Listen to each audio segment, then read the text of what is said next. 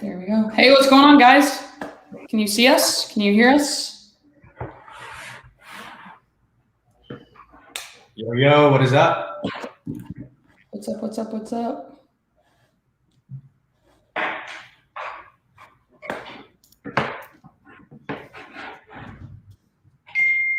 Hey, Kelly, are we live? Let us know if we're live. Perfect. Okay, guys. I am going to assume we're live.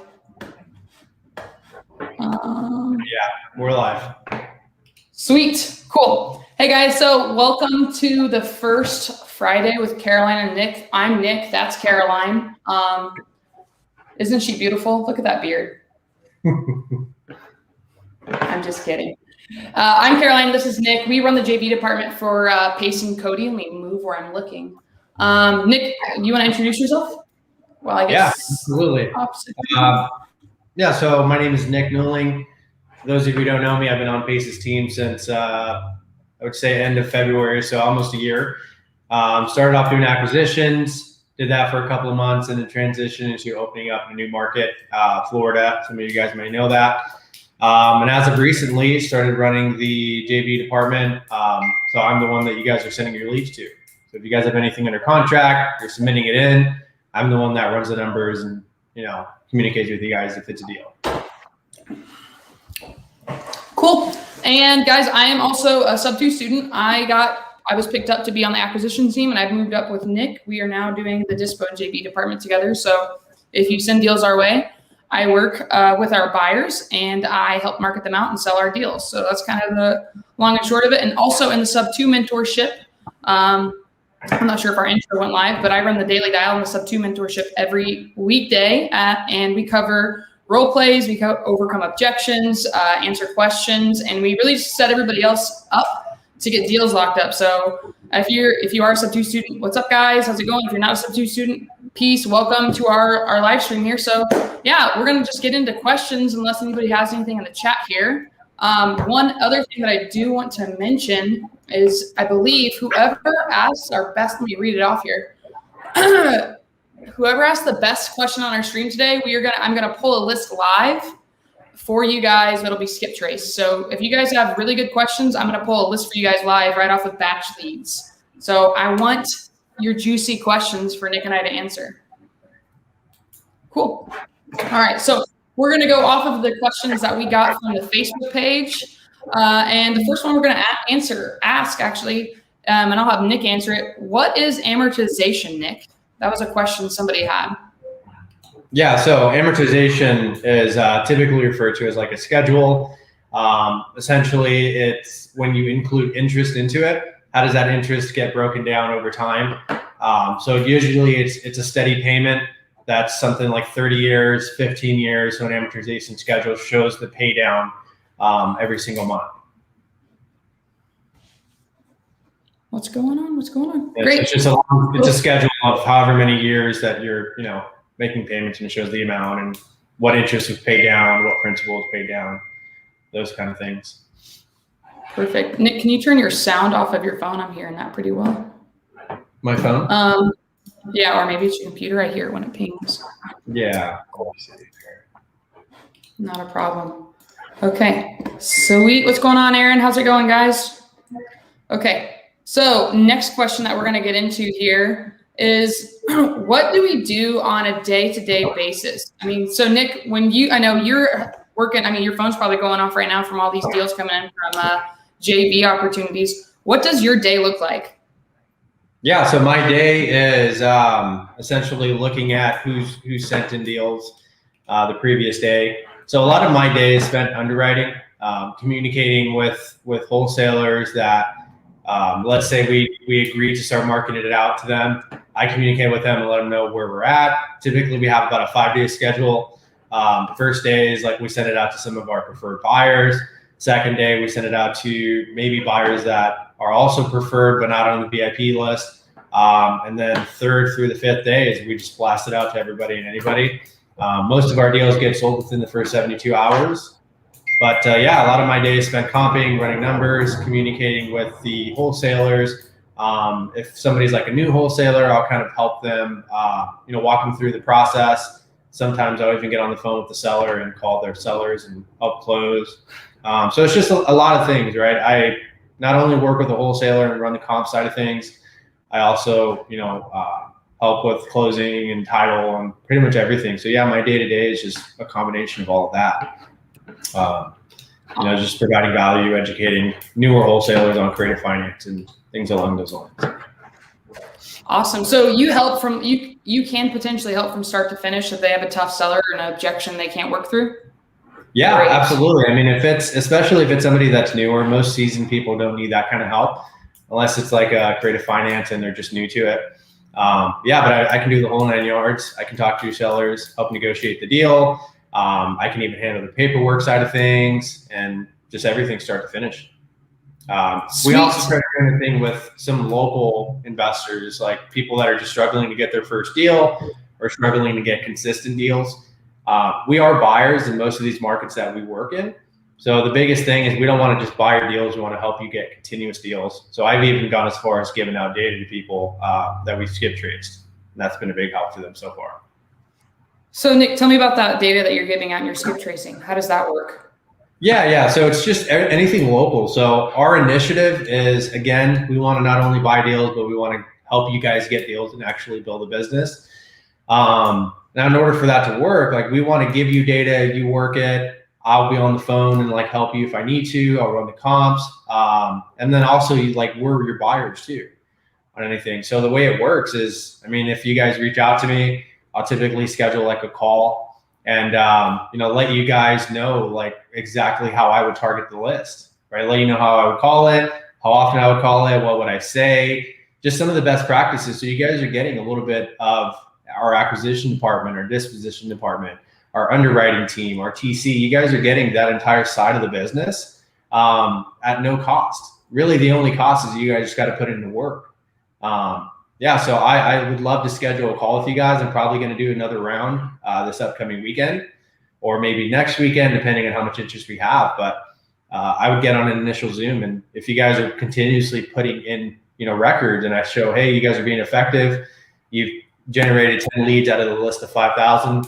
Let me give you more next month, that kind of thing. It's just a way where I can help you guys get your first deal, or even if you're already established, you guys can do more deals. Awesome. And I see that we have some more people that have joined us. So guys, hey, welcome. My name's Caroline. That's Nick. We work on the JV and disposition department for Cody and Pace. And we're just kind of going over what our days look like. So for me, like I mentioned, I do the daily dial. So my day starts pretty early. I'm up at 5 a.m. I do the role play with the students and answer questions and for about 2 hours. Then after that, I kind of get my day ready. I go through my emails and what we have going on. I talk to title companies. I'm on the disposition side. I go through our emails and talk with our title companies, set up, like currently we're having a property in Florida. We're here in Arizona. So I'm setting up a mobile notary to go for a closing so our seller can sign all of their documentations early next week. I talk to buyers. I figure out what their buyer profile is, what they're buying, kind of how they're spending money on the rehab, what they're looking for, and really just kind of building those relationships so that we can dispo our properties. And like Nick said, we usually sell our properties within 72 hours. So for me, I actually do most of my work with buyers from my cell phone. I text out our properties to our VIP buyers, the ones that are on top, buying most of our deals. They usually have a quick close and everything. So I build those relationships, and I actually have a VA from VA Hub that helps us. Nick and I have a VA named Harold who is the best. So if you guys don't have a VA and you're not familiar with VA Hub, I know Matt Beard was on just before us. Matt Beard is the VA whisperer. He has set us up to succeed with our VA from VA Hub. So I love him. Shout out to Harold if you're watching. But really, it just depends day to day. I do a lot of time comping. We actually have a bunch of VAs right now actually talking to, cold calling, locking up deals. And I have a transaction coordinator that is also a VA that helps us communicate with our sellers to set up photos and walkthroughs. So our business is getting to be completely operated by VAs, which is pretty sweet. so we can do stuff like this and add value to you guys on YouTube and in the Facebook page. But yeah, so that's a little bit about me. Let's see here, Nick, we got some interesting questions. Let's go to, I'm going to let you answer this one, Nick. So this one is from Aaron Strack. What's the best way to use balloon payments as a negotiation tactic? Yeah, so I typically go for a balloon payment if that's like the very last thing that I can do. I mean, it's like when I'm pitching a creative finance type of situation, I never mention balloon. It just doesn't make a deal as attractive. I would say just in the last, final straws, if it's a good deal, it has cash flow, and maybe you think that the market is steady and healthy enough to, by the time that balloon payment is due, maybe it's appreciated or at least maintains its value. So sometimes what we'll do is within our contract, we'll kind of work out a balloon payment that would, like, let's say a balloon payment's in 5 years, right? So we would do a 5-year balloon, but the property must appraise at the current value. So let's say we're buying it at $200,000. So the property must appraise at $200,000 at the end of 5 years. If not, then buyer and seller mutually agree to extend that balloon. So that's a really good way to pre-sell. So it'd be a 5-year balloon, but if the property appraises less than what you bought it at, then you guys would both mutually extend. Love it. And then generally, Nick, do we try and do 5-year balloons? What is our ideal target for a balloon if we're doing balloons? So that depends. If you're doing a seller finance that has interest, I wouldn't do anything shorter than like 7 years. Typically, the first 7 years of an amortization schedule, as we just talked about, is mainly interest. So if you can pay off most of the interest and then, year 7, year 8 comes around and you have to do a balloon, then at least you know that you've paid down most of your interest. So that way you have, a little bit of cushion. So that way, you've actually paid down the interest on it. So yeah, I would do, if it has interest, I would do 7 years. If it is just principal only, no interest, then you can do it as short as 5 years. But our sweet spot is around 10 years. Got it. Great. I hope that was helpful, Aaron. Yeah. And guys, I've actually learned most of the stuff from Nick coming into the office. I've learned a lot on comping, any of these things. So definitely reach out. I just dropped our information here in the chat. If you guys want to do deals with us, if you need help with anything, this is actually Nick's cell phone. So you guys can text him. This is an iPhone. So it's 480-819-9295. Feel free to hit Nick up. If you guys are texting him right now, we probably will hear that ping going off. But what I want to do is, I know we have a lot of people in here right now. Where are you guys from? Where are we? All over the country right now? We have some East Coast people on here. I know that we're in Phoenix, so we're on Mountain Standard Time. Where are you guys coming in here from so we can shout you out? And I will roll into our next question here. Let's get on to, yeah, this is awesome. There's a ton of value on here already. So I'm going to answer this next question, or I'm going to get this next question up here for you guys. What exactly is a novation agreement? So Nick, would you like to go into that? And also, hey guys, I see some of you, there's some Facebook users on here. If you can click on that StreamYard link, we can see your name so I can shout you out. So I see somebody posted something that just says Facebook user on my end. But go ahead, Nick. What would you say a novation agreement is? Yeah. Hey, Terrell, that's a great question. So a novation agreement is essentially, so to kind of explain it, I mean, I would say it's like doing a fix and flip, right? So let's say the seller wants like $100,000 and your number that you need to be at is really 90. Right? You need to be at $90,000. The seller won't budge off 100. It's close, and $90,000 is your cash price. So what we do with a novation is we say, hey, look, Mr. Seller, I can agree to give you the $100,000. What I have to do first is go in, fix and flip the property using my own money, and then I would actually list the property for sale. And then once it's sold, right, using my own agent, everything else, like there's no resources needed from the seller. But once the property's sold, that's when you'll get your $100,000. So instead of you closing on the property in the front, putting all the work in, having to list it, and then you make your profit and money on the back end, which you still do, you just don't have to pay for the property up front. So that works really well because if you're a fix and flipper, you're saving money on closing costs on the front end, and you're also saving money on hard money and private money because you don't have to close on it on the front end. So that's a really good tactic for us. We typically need to be, I would say, anywhere between $10,000 and $25,000 off to make innovation work. And of course, there's more unique ways that we can get into it, but on the surface, that's basically innovation. Yeah.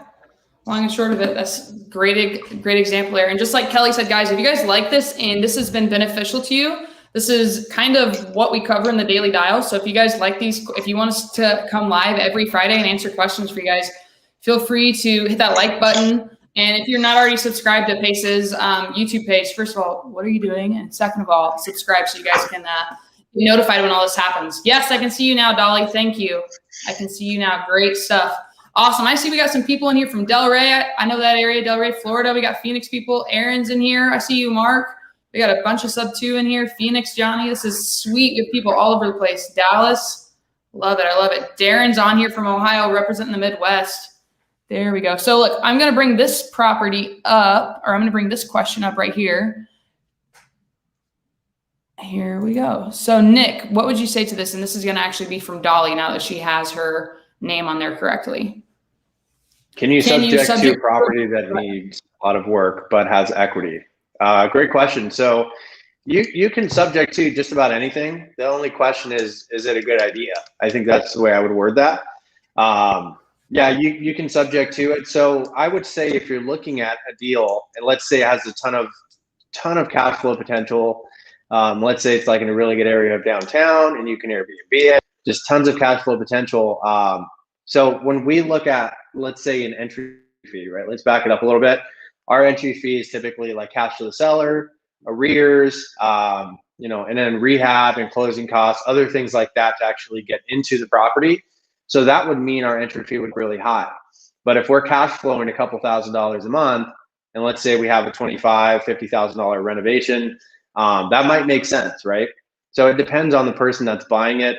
Every deal is a deal in the eye of the beholder. So whoever's going to take down that deal, it depends on what they like. But yeah, you can basically subject to anything, even if it needs work but has equity. So yeah, and then I just go ahead. I was going to say, just to add on that, yeah, especially if it has a ton of equity, then even better. I mean, we'll take down a subject to, and if it has a ton of equity, then we know we have a cushion. So that can even be like a sub tail, some would call it, where you would actually make the payments and then you would just slap it on the market after you're done renovating. Sweet.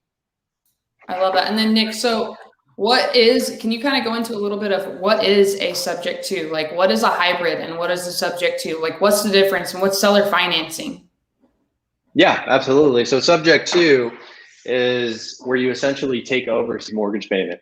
So let's say John Smith has a mortgage balance of $100,000 on a property that's worth $110,000. So there's not enough money in there to make it a wholesale deal, a traditional type of deal.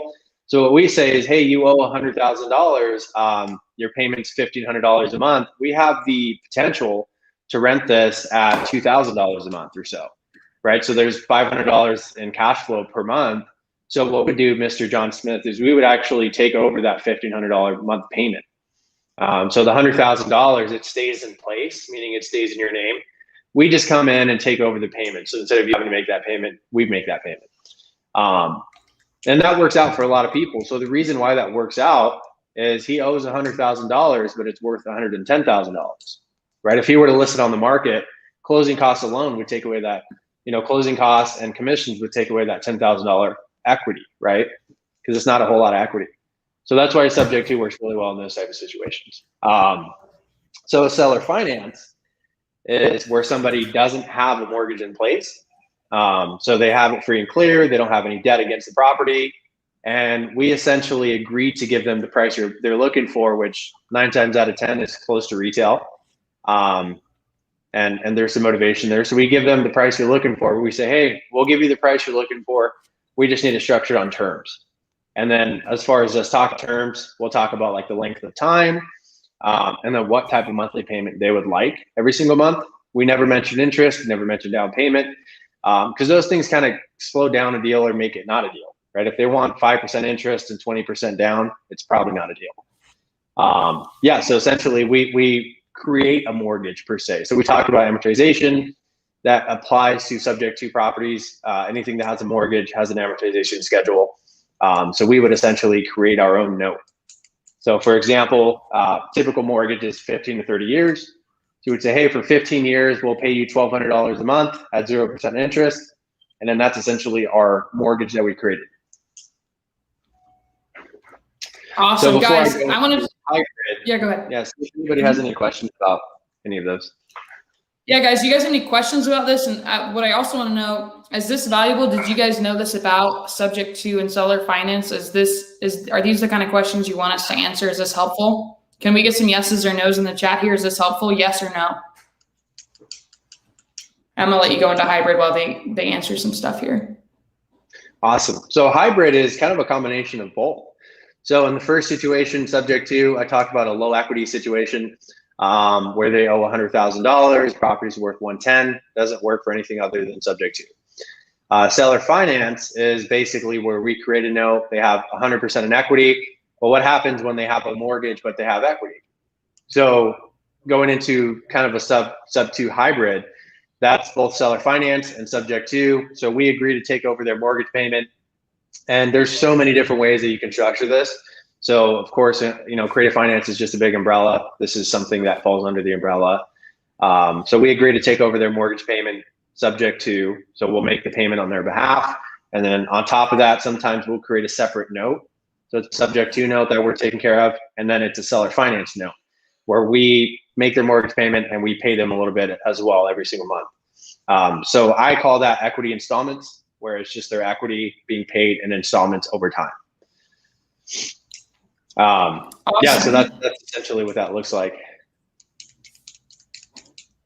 Great, I love it. And then I have seen you guys, I see your comments, you're saying this is beneficial. If you know that this could help somebody, or you have a friend that's getting interested in real estate and have questions, share this link with everybody you think could find value from this. We're here, we have, 38 more minutes that we can talk about real estate with you. And this is really what Nick and I like to do. We went to lunch yesterday with Anna. I don't know if you guys are following Pace on YouTube, but Anna actually runs the flips, and she can go through and tell us what we need to do on rehab and stuff. So this is fun for us. We love talking about real estate. So if this is beneficial to you and you think this could help somebody else, please share this link so they can get value as well. We're all about giving. And that's the whole point of this free content going out right now. So great. I wanted to pull up one question for you, Nick. Where did it go? Here it is, right here. So if you do a creative finance deal, do you try and give the seller a down payment or try not to? Great question. Another great question. I think you're the one that asked the patient question. Yeah, I mean, we never bring up down payment, right? So I just talked about with seller finance situations, we don't ever talk about down payment or interest. So what I want to avoid doing is painting seagulls in their picture. So that's Pace, phrase that he always mentions. If I'm talking to a seller, it's all about finding their needs, right? So if they just want $100,000 for a house that's worth $100,000, but maybe it needs a little bit of TLC, or for some reason it's just, not selling on the market for whatever reason, seller's probably not priced appropriately, whatever, but they have no mortgage. So we can create a mortgage with them. Or a note per se. So what I always do is I just say, hey, in the best situation, ideally, if I were able to give you the price you're looking for, would you be open to terms? And then my conversation from there is, hey, I just have two questions, right? First question is, how long would you give me these terms for? Meaning how many months, how many years? And then my second question is, what type of payment per month is ideal for you? And if they come back and they say, hey, I'd be willing to do 15 years at $1,000 a month. So the way I word that is I say, okay, so 15 years, $1,000 a month. Is that pretty much all there is to it that's important? And is there anything else that I missed? Is this, if I can accomplish two things, do we pretty much have a deal at that point? And I don't mention interest, I don't mention down payment, because that obviously makes it a lot more challenging to get into a deal. Great question, Terrell. And now that I see Dolly's on here, I see there's another person on here as Facebook user. Guys, make sure you click on that StreamYard link so we can see who you are when you're asking your questions. I'd love to shout you out. So I'm going to get on Dolly's question. I think she was asking about the hybrid here that we just went over, Nick. So what if they want to basically come out with an amount of cash? So to kind of add to that, are you talking about like if they want their equity paid in full and then we take over their mortgage, their subject to mortgage, or if they want a down payment? So I'll answer both of those because I'm not sure which one exactly. So the first one is if they want just to be cashed out on their equity. It really depends on how much equity they have. If they do have like $25,000 in equity and the rest is tied up in a mortgage, that might be something that we would be able to do depending on the cash flow and repairs and all the things that go into it. I would say ideally, if it's a lot of equity, then probably not. We might come up with something a little bit more creative for them, such as like a cash out refinance. And then if they want an amount of cash, like as a down payment, it has to be within reason. If they want 20, 30%, then absolutely not. But if they want somewhere around like 5 to 10%, and it's like a lower end property, not high end, then yeah, we can give them cash, especially if it's not like a complete remodel or rehab. If it's like key, then yeah, even more reason to do that.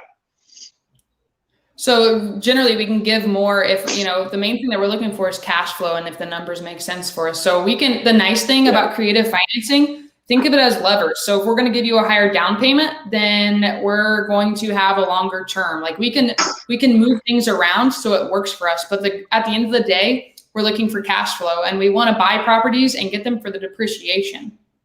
So I hope that's helpful for you guys. Yes, of course. Okay, so yeah, we got quite a few people on here now. Looks awesome. Like Mark Million has a good question. Yeah, can you select it, Nick? I think he's answered a few. If you hover over it, you can click show. Yeah, it's not letting me do that. Okay, let me see. It's in the comment section here.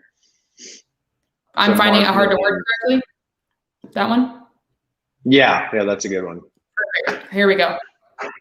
I'm finding it hard to word it correctly over the phone. Potentially sellers are saying no. Are they just not motivated? So Mark, before Nick gets into this, Mark, one of the things that we go over, and this is a little nugget that we've covered in the daily dial. When I talk to sellers, I like to go through the 4 pillars. Guys, do you guys know what the 4 pillars are? Let me see some yeses or nos in the chat here. Have you guys heard of the 4 pillars when you're talking to sellers? Oh, what's up, guys? Anna's on here. I was just talking about Anna. If you guys are not following Anna on Instagram, Anna Martinez right here. She is our, what do we even call her? She basically shows us where the best places in town to eat are for lunch, but she is the Jackie of all trades for Pace. She's actually been with Pace the longest and manages the foremans and everything on all of our flips. Okay, cool. So Dolly doesn't know what the 4 pillars are. That's not a problem. That's why I'm asking. This is what we want to do is provide value for you guys. So for me, 4 pillars are going to be first, you're going to want to find motivation. So Mark said, are they just not motivated? So go into that phone call, find out if they actually are motivated to sell. You want to have quality conversations with motivated sellers. We're not in the business to trick somebody out of their house. We want to buy a house from somebody who's motivated to sell their house.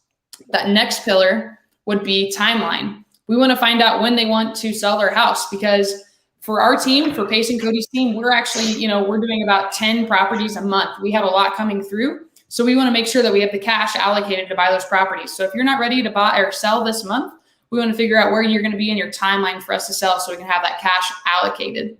3, it's going to be conditions. So when we're figuring out a price on this property, we need to figure out how much rehab we're going to have to put into this, how long we're going to hold on to it, if we're going to fix and flip it ourselves, see where we are on that. And then 4th, we're going to go into that price. We want to figure out how much they want for this property.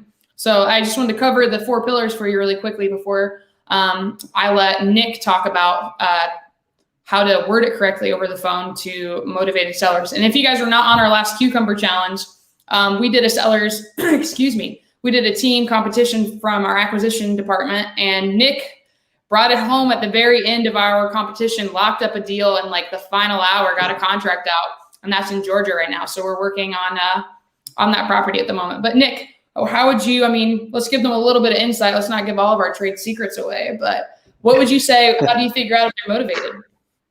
Yeah, so it's simple, as dumbed down as I can explain it. Because the way that I learn is just to ask questions, right? So my flow of the 4 pillars is I like to kind of break the ice, open them up, and to kind of backtrack before I even talk about the 4 pillars and discovering whether or not they're motivated. I always set the stage. And what I mean by setting the stage is I talk to them on the phone. I do a sweet introduction, super short. And I say, hey, I'm just going to kind of ask you some questions about the property, see why you're looking to sell, just to see if we're a good fit. Is that okay? And then from there, I get their permission on that. So they know exactly what I'm about to ask them. So they brace themselves. It's not so much of a shocker. So I typically go into condition of the property, And then from there, I ask them questions about their timeline, right? So, hey, in a perfect world, how long would you, in a perfect world, when would you want to be sold and done with? And then I kind of get that from them. And then motivation, I just say, hey, just curious, is there any particular reason why you're looking to sell? So as super simple as I can. Usually people will give me kind of a smokescreen answer, like, I don't know, you guys reached out to me, something like that. So a great way to kind of overcome that objection is I would say, hey, I totally understand we reached out to you. If somebody reached out to me asking to buy my house, I would say no, right? I'm just not interested. But you didn't say that. You said yes. So I'm just curious, is there any reason why you're looking to sell? And then from there, once I get motivation, I just continuously ask questions, right? When it comes to motivation, that's the most important part. That's what's going to help you get the deal. So I just ask more questions, right? If they say, I'm going through divorce. Oh, I'm so sorry to hear that. How long have you been going through that? Oh, I'm sure, hey, how challenging has that been for you? Try to solve their problem, ask more questions, dig deeper. But as far as like going into, just to kind of go over your question, I know you asked how I pitch terms. So once I get the 4 pillars and I know their price they're looking for, their motivation, condition, and timeline, I like to tie that back into my pitch. As I'm doing all of this, I'm running the numbers, seeing, if what they're asking for is close to retail. I say, hey, it seems like you're asking a little bit closer to retail. We have no problem paying close to retail. We just have to structure it a little bit differently. I'm not sure if this is something you're interested in, but hey, have you heard of terms? Are you familiar with terms at all?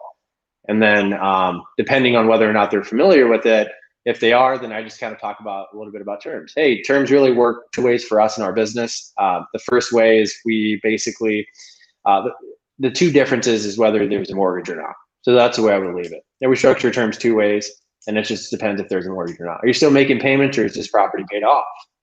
And then from there, I figure out if it's a subject to or seller finance pitch. Now, if you somebody on the phone that's just like, well, I don't know, I'm just curious to see what you guys would offer. Like, there's no motivation, you dig deeper, they're just not responding the way you want them to. They're probably not motivated. So with a seller like that, I would just follow up. I wouldn't even go into a subject to or seller finance or hybrid type of pitch. I would say, okay, well, hey, it doesn't look like we're going to make anything happen here soon. Do you mind if I follow up with you? But if they're like going through divorce or something like that, pre-foreclosure is another really common one. I would go into, hey, are you familiar with terms, that kind of thing. And then you just structure terms. So you just got to ask questions. That's what it's all about. Yeah. And, at the end of the day, another thing, guys, we are problem solvers. So, of course, we're here to make a living as well, but we're problem solvers. So listen to your seller, listen to the person. We're out here to solve a problem. There's a really great question on here from Tammy that I'm about to get to, but one thing I wanted to mention on Nick talking about the motivation. Have you guys heard of the 10-80-10 rule before? Let me see some yeses or nos in the chat. Are you guys familiar with the 10-80-10 rule? Okay, so the 10-80-10 rule is 10% of sellers you speak to, they're ready on that first call to lock up the deal. Like, they are motivated, this is gonna happen. 80% of the sellers that you talk to are gonna need 13 or more touches. And this is why we do such a great job of closing deals and converting these, because we have a follow-up campaign. Most people give up after the 3rd call. We continuously talk to our sellers, figure out where they are in their timeline, see what's going on, see how we can add value and problem solve for them. And then the last 10%, they're dead. They're not motivated. They were never motivated. They're just tire kicking. So 10-80-10, 10% ready to go on that first call. 80% needs 13 or more contacts. And the final 10%, they're just dead in the water. And we can talk about KPIs here in a minute. I just really want to answer this question for Tammy.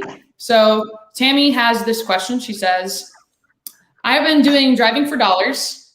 I find plenty of houses here on the coast that have out-of-state owners. Then I choke on being able to call. I feel inadequate. How can I get over that? So Tammy, actually, same thing for me. I used to go through that, guys. I actually started investing in real estate back in June of 2020.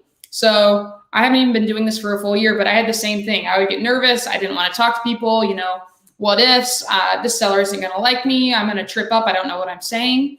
And this is actually why I think the Daily Dial is so beneficial. And if you're a sub-2 student in here, if you like the Daily Dial, give me a hashtag like Daily Dial on here. Throw up a hashtag for me so we can see who all is in here and does the Daily Dial. I know, actually, I think Joey Strange is still on here. If you guys can see Joey Strange, we actually went through a role play on the daily dial, and Joey had a moment where she's like, I can't do this. We stopped, let her regroup, and she went back into it and ended up locking up a deal and made a nice payday from our role play. So if you're nervous, you should, first of all, practice in the mirror. We don't use scripts. We've actually, if you're in the mentorship, Pace has over like 100 hours of seller calls that we get to listen to, so we can hear how Pace talks to sellers and locks up deals. And same thing, like that's how Nick learned. I've learned by listening. I get to sit in and listen to Nick. Just like that cucumber challenge, you could hear how Nick was pitching things. But listen to it. You want to memorize what you're hearing from people, internalize it, and personalize it. So figure out something that works for you, that flows for you. Practice it a few times. Practice with somebody that's like, maybe you have a partner, or maybe you still live with like some roommates. Hey, be like, hey, can you like just practice with me for 10 minutes? I'd like you to be as tough as you can on me. And that's what I really like about the daily dial. You know, one of my sayings is no kitten mittens. We have a guy who comes on, his name's Jason, and he's always our toughest seller. And the new people in the group get to go up against Jason. Today, actually, Stephen Davis crushed it as his first role play against Jason. And it's just, you need to, it's what I like to say is the Mamba mindset. Put in the work, even though it's hard, you want to get better. And at the end of the day, with this daily dial and the sub-2 mentorship, like we want to cut down the learning curve. Pace made this amazing mentorship for us, so we didn't have to figure, like, we don't have to figure out everything on our own. But take action, be consistent in your action taking, Tammy, and make mistakes. The more you make mistakes, the faster you're going to learn from it. Failure is the first attempt in learning. So the quicker you fail and you overcome that, you're going to be better and better and better at it. So, I mean, is anybody in here, if you're not a sub-2 student, are any of you guys, there you go, somebody just said, Facebook user, guys, make sure you click on this StreamYard link so I can see your name. There we go. We got all my daily dial people in here. If you guys are not in the sub-2 mentorship and you're just on here and you're in our creative financing page, or you just subscribe to Pace's YouTube, like if you guys want to role play, drop your names in the chat right here. So somebody who needs help with role play, maybe you guys can link up and do like a little Zoom and practice with each other. But the main thing is taking imperfect action. I actually heard this, I'm sure everybody got on that Clubhouse wave for a bit, but I like to listen to like motivational things or like how to be successful, because I'm ADD. I'm ADHD actually. If you guys can't tell, I'm pretty hyper. But I just felt like there's so many things and I couldn't do it because I wasn't going to be perfect at it. And actually, perfection is just, you're being a procrastinator. You're not a perfectionist. You're a procrastinator. You're putting it off. So Tammy, all I can say, and this is me just talking through you to everybody because I want to bring value, like go find something, practice it, be consistent in practicing in it, and make mistakes from it. Because the sooner you make mistakes, you're going to learn from that and it'll help you grow. And at the end of the day, you want to go out there and problem solve and help somebody. I remember my first wholesale deal that I closed, I made $4,000 on it, and I was helping a gentleman who had a house in the middle of Indiana that was in like total disrepair. He wasn't going to be able to work on it for a couple of years, and he just wanted to be done with the property. So I brought value by being a problem solver. And I'm sure if you ask people, that's the whole point of this. We're out here solving problems and making a difference. So I hope that answered your, yeah, you already said thank you. So I'm glad that answered your question. But yeah, guys, no kitten mittens. Everybody's got it. So that's the whole point of this. Nick, do you have anything to add on and what you would do to get over your nervousness? For me, the way that I got over it is just I cold called for like 8 months. I wouldn't suggest you guys doing that, but it really just shows that repetition is the right way to do it.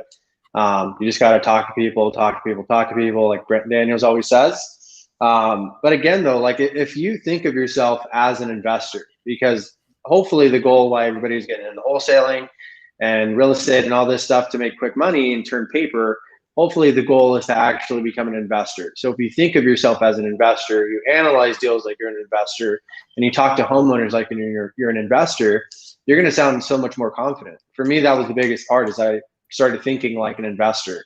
So yeah, it's just, it goes to confidence, right? Confidence and repetition.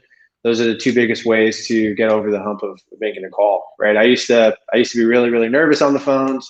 Now I'm at a point, and not to sound cocky or anything, but I can like up and get on the phone call with the seller and I'll be fine. It's just repetition, right? You answer enough objections.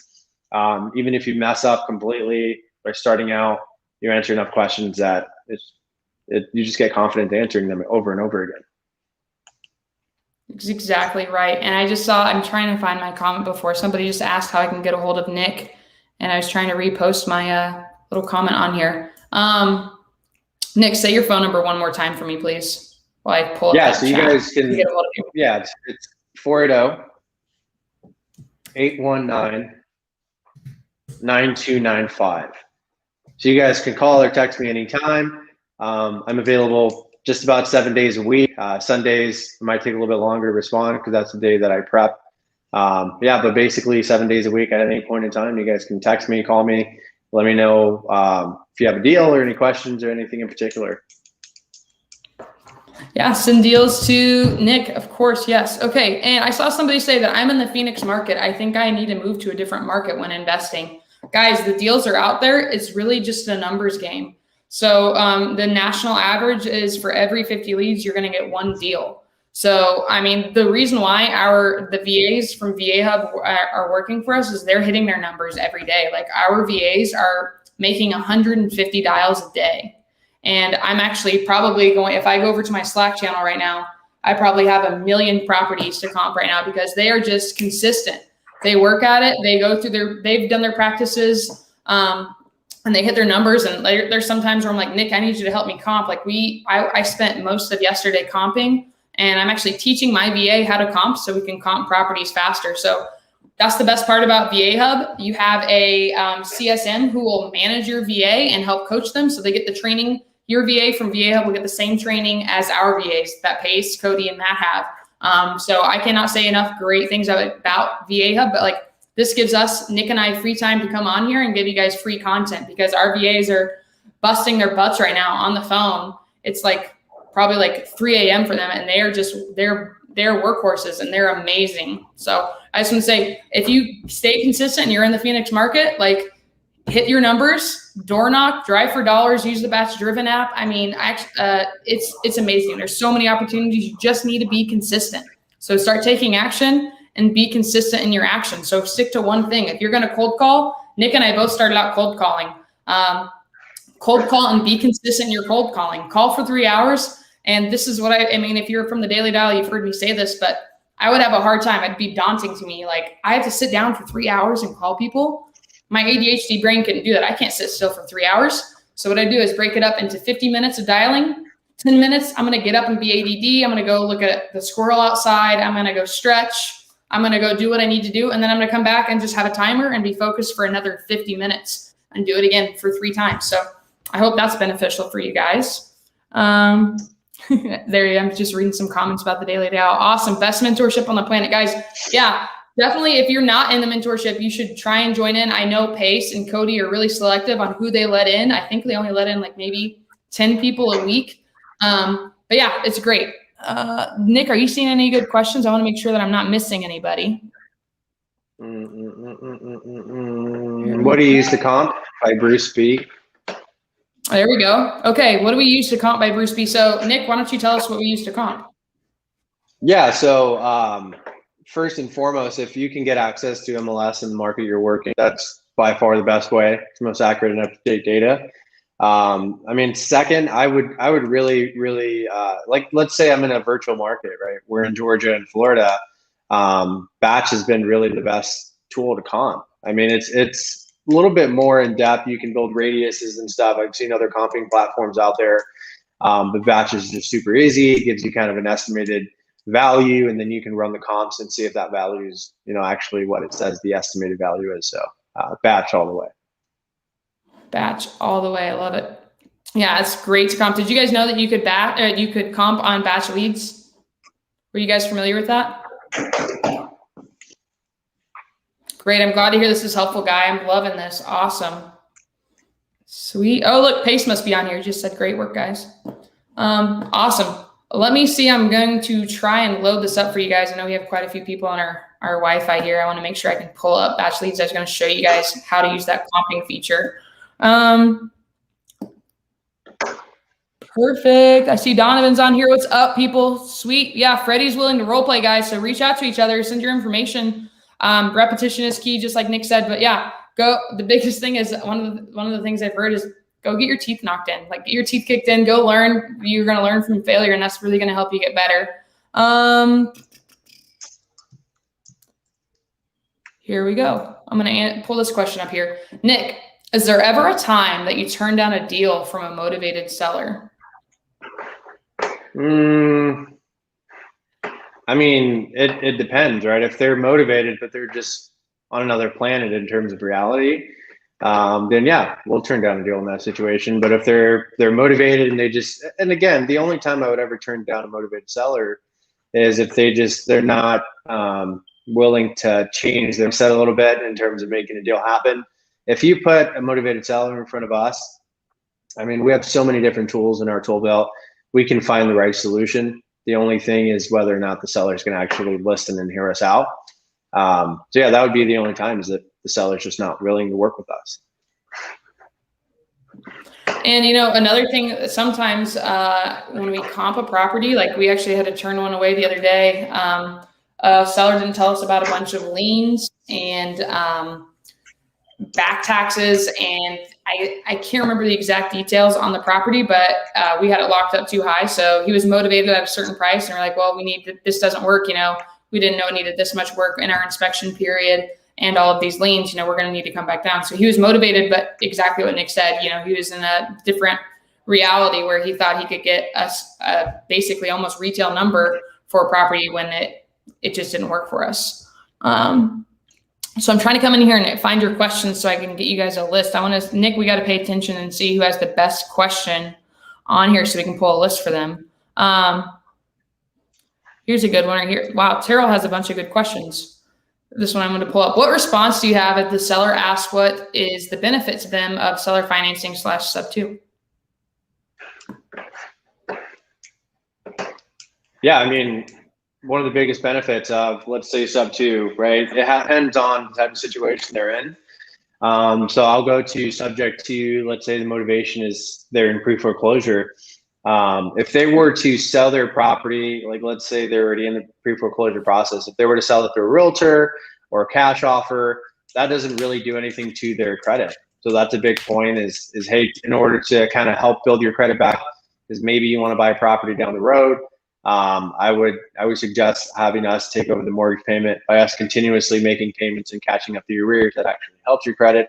So that's a big benefit. Seller financing. Let's say somebody, obviously they have 100% equity.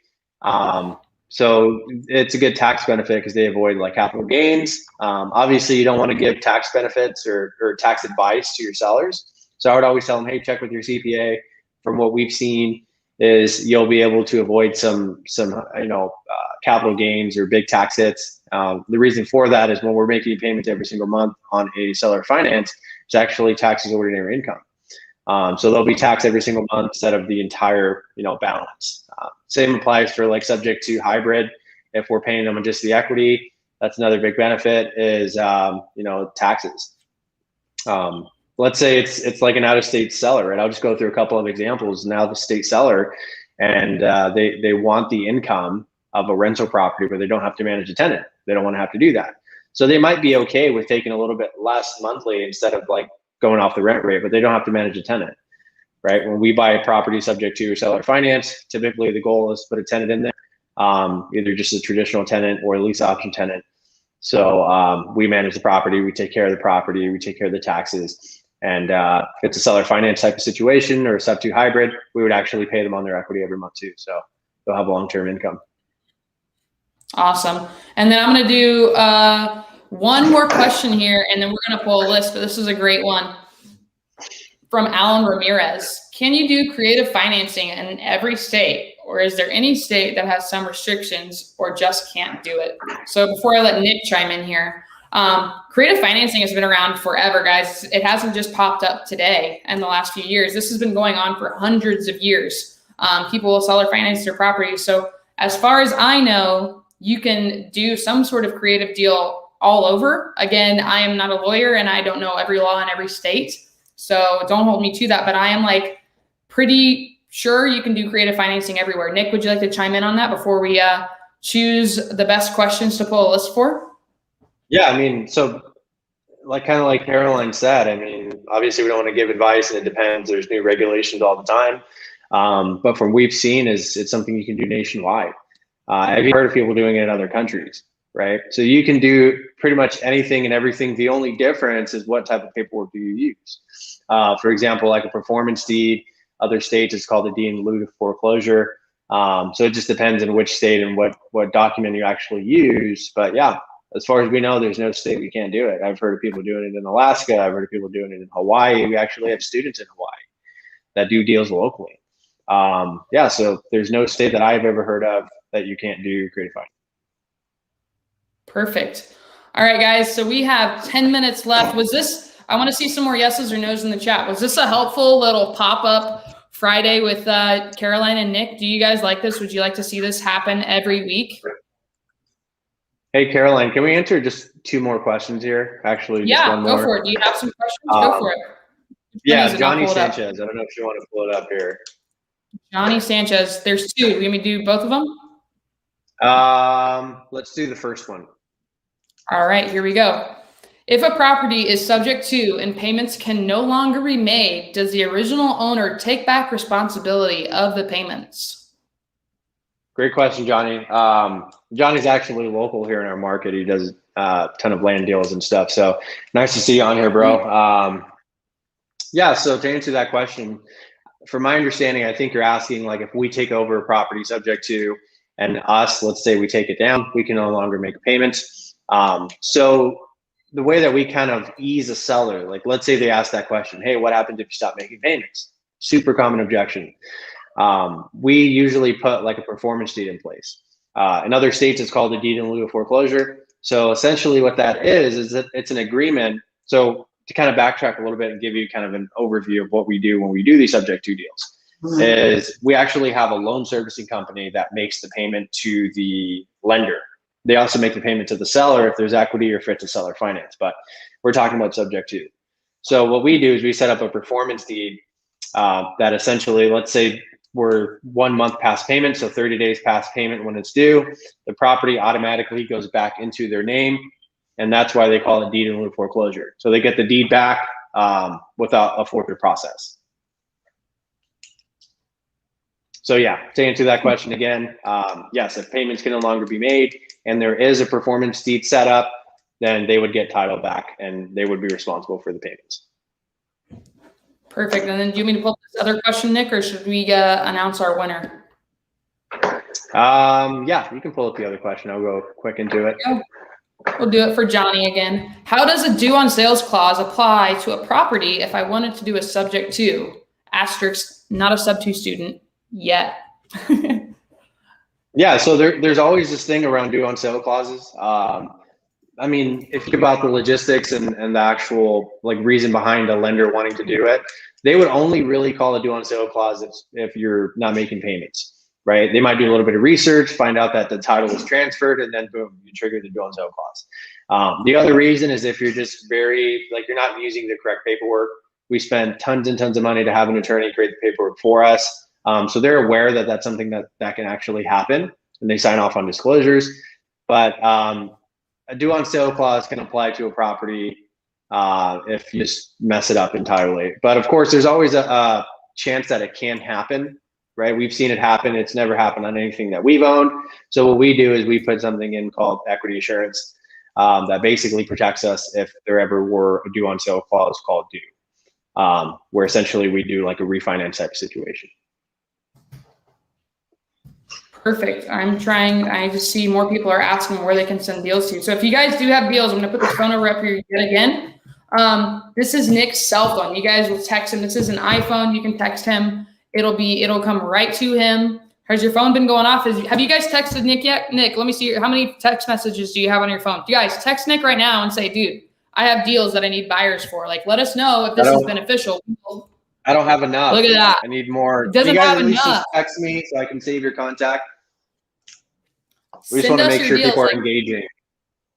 Exactly. We are here to help you guys. Like, this is the whole point of this. We have gotten so much value from Pace and Cody and Matt. We want to make sure that we're giving it back to you guys. I really believe in karma. So whatever we can do to help you guys.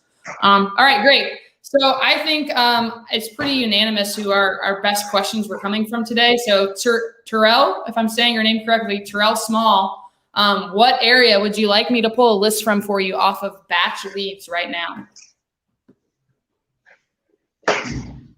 Few minutes left. I'm going to pull up one. I'll do one more question. Well, Nick, why don't you pick one of these last few questions and I'll let you answer it. I'm going to keep your phone number up there though, so everybody can figure out how to text you while we get Terrell to get in the area. Okay, let's see. Yeah, a couple of questions. So Frederick, you asked a question about taking down a property with creative finance using hard money or private money. So yeah, I'll kind of answer that. So when we take down a creative finance property, let's say we're actually buying it, that's what it means to take down something. We always use private money. So we always talk about, hey, you can buy property with literally no money out of your own pocket. This is what we mean. So we use private money to cover the entry fee, meaning the cash to the seller, arrears if there are any, renovation, closing costs, insurance setup, everything that you can think of, renovation, of course. So yeah, we use private money. Hard money wouldn't be the way to go. Too high of interest. Let's see if we have another question. What is the most common way to find a buyer for a subject to seller finance property? So it depends on what you're looking to do. There's multiple ways. So if you want to sell it to a homestead buyer, a good idea might be to have a realtor listed on the market. That's a great way to dispo properties to a homestead buyer. Let's say you want to have it as a cash flow rental with an option to purchase. So what we do is we'll put signs around our property, like bandit signs, letting them know that we have a rent to own property. Another way is you can also, again, link up with realtors. So if you're trying to sell a property and find a buyer, then I would always go with realtors. Go with your own community, your own network. That's probably the best way to go. Unless you just want it as like a long-term rental, then obviously you just post it for rent. All right. Hey, there you go. Somebody said, go get a 901, said, Nick, stand by, sir, text and transmission. There we go. I was just about to pick somebody else, Terrell. I was waiting for your information. So Dallas, Fort Worth, is that where you're looking for? I want to make sure I'm DFW. Is that Dallas or is that up in Maryland? I'm going to share my screen. Hey, Terrell, I put a link on there. You can join us up on the stage. If you scroll up, it says StreamYard, and you can come up here and talk with us while I pull a list. Nick, is your phone going all the way off right now? It's picking up, but I really love if people send me a sub to like emoji. Like if you guys can send me a peace sign emoji, I would really love that. I might even throw something in there where I give you guys some free data. I don't know yet. Ooh. Little extra bonus on Saturday. All right. I'm going to assume it's Dallas. So let me share my screen with you guys. Share my screen. Let's go to Chrome tab. Perfect. We're going to go to BatchLeads. I'll share my screen. Nick, can you see this? Yes, I can. Perfect. Okay. So make sure we're going to do Dallas. So I'm going to click in Dallas.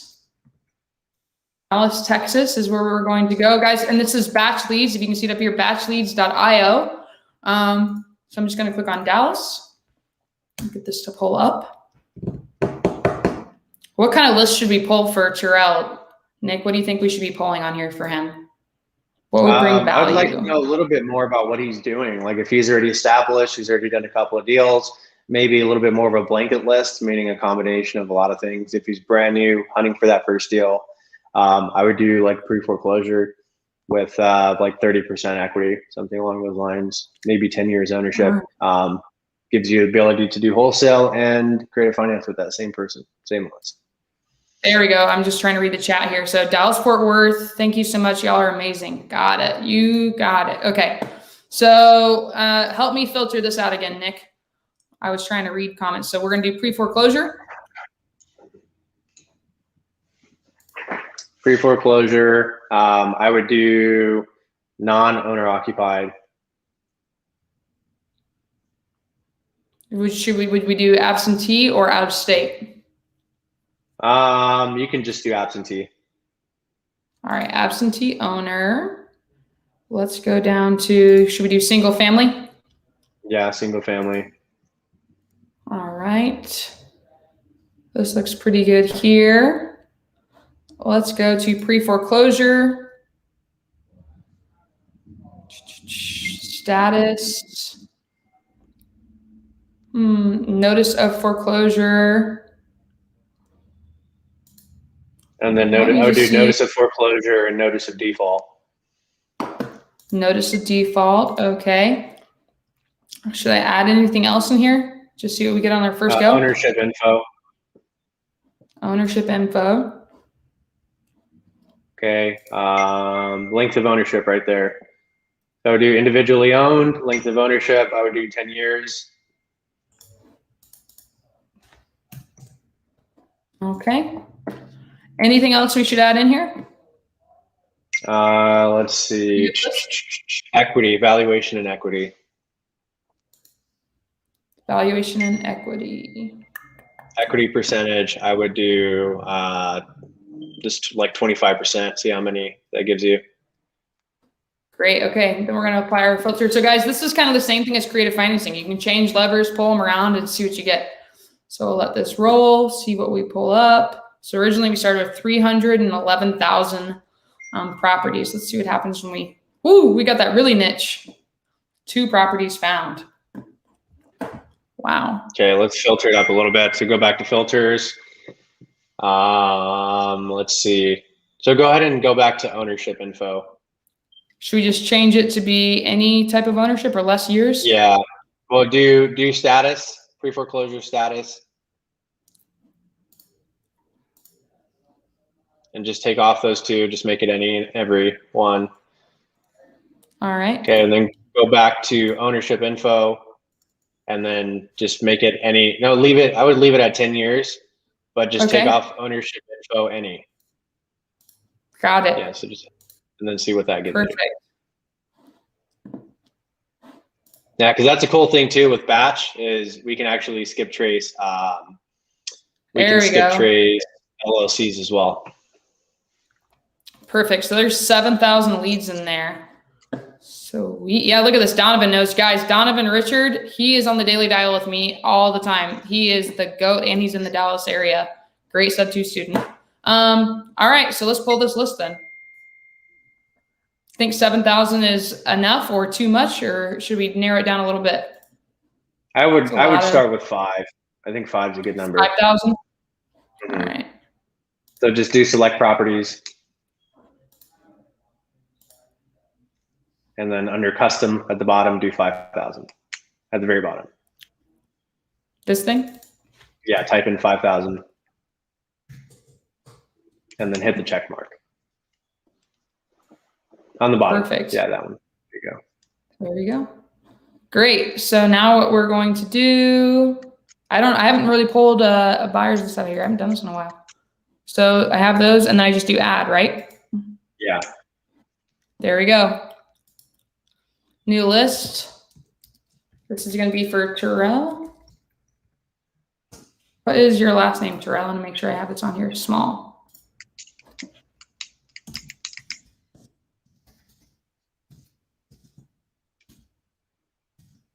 Perfect.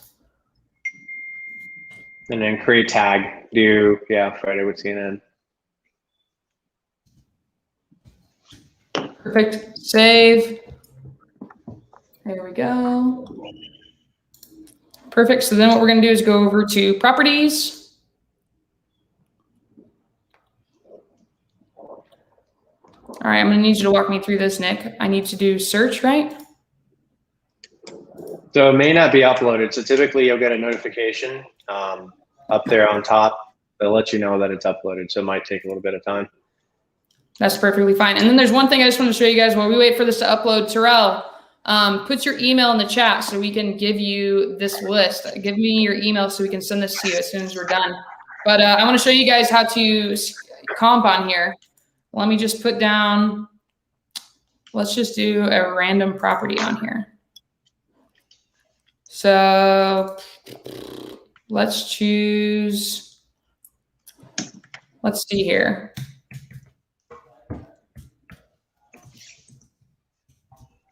Here we go. So I'm going to pull up this property here in Tempe. I'm going to click on it. Do you guys know how to comp on or on BatchLeads? Are you guys familiar with comping on here? I saw one person said, can you comp on here? All right. So we're going to comp. You click on the property. You'll scroll down a little bit. And then right next to property details, you can do comparables. And as you guys know, BatchLeads has the best data. So it's going to be really great to comp with, and you guys can select it from here. So you can go into property class, you can go sold in the last 12 months, you can get pretty granular and see, there you go. You can see all the comps in the area. So if this is beneficial to you, maybe we can go into comping a little bit more. I'm not going to get into a whole detail. We're actually 5 minutes over. Nick and I got to go comp some properties for our VAs so we can make sure that we get paid doing our money-making activity. So if this was beneficial to you, please let me know. Terrell, I need to get your email. Oh, let's see. I got a private chat. There we go. Perfect. I have Terrell's email. I'm going to copy that and put that over here. Perfect. Okay, guys. Well, I'm going to stop sharing my screen. Perfect. Okay, Nick. Well, do you have anything else to say to everybody that came in today and tuned into our live? Yeah, I mean, I really appreciate everybody coming in. Again, we want to create a community where we're just constantly squatting up with other people. If you're in an outside market, let's say something that we don't work in. So right now we're working Arizona, Florida, Georgia, Texas, Nevada. We might move into Indiana soon. But if you guys are in any other market like South Carolina or even Alaska, I mean, any other market other than those ones, still reach out to me. I'd love to help in any way that I can. Maybe that's me finding you a buyer that's actually in those markets, linking you up with students. I mean, whatever I can do to help, that's my biggest goal, is just to provide value to you guys. So yeah, I'm more than happy to talk to the seller, more than happy to run numbers. I usually respond pretty quick with the buy price. So yeah, if I, you know, definitely just reach out to me and let me know what kind of questions you guys have. Always happy to help. Perfect. Well, hey guys, thank you guys for tuning in. If we see enough buzz about this on the creative financing with Pace and Morby on the Facebook page, we can definitely make this a regular occurrence where Nick and I go over questions. Just below right here, you can see our Instagram handles. Mine is Carol the Jinja and Nick is Nick R. Newling. So you guys can send us deals on there as well. Thank you guys for tuning in for our first Friday with Caroline and Nick. We appreciate you. Oh, look, there's Terrell. He's like waiting to get in here. Let me say hi to Terrell really fast. What's up, dude? How's it going, man? Good. How you doing? Yo, yo. Good. All right. Hey, so as soon as we get this list pulled, I'm going to email it to you, okay? All right. Perfect. Thank you again for everything y'all doing. It's amazing. So much info just in this little bit of time. Like YouTube University couldn't compare to just all the little bit of info, a lot of info that we just got in this little bit of time. Like y'all answered so many questions. Thank you so much. Y'all need to keep doing I love to hear keep doing it. All right, guys. Well, hey, for sure. Let us know, like get on the Facebook, you know, comment on Pace's post. Like let us know if these are valuable for you because like I said, we want to bring value to you guys and we want to help you guys close deals. There's enough for everybody to get a deal done. And we are in every market. So you can send deals to us. We will help you out. We will definitely find buyers. And like Nick said, he can help you get a buy price. So Terrell, I'll shoot you an email here in a little bit once this is all uploaded and I'll get that right to you, man. Thanks for coming on. All right. Thank you. Y'all have a good day. All right, dude. Peace. You too. See ya. All right, guys. Thank you for coming in. So, all right, guys, we're going to close it out here. I appreciate you all for coming on. Nick and I got to go do our money-making activities. We will see you next Friday. Peace.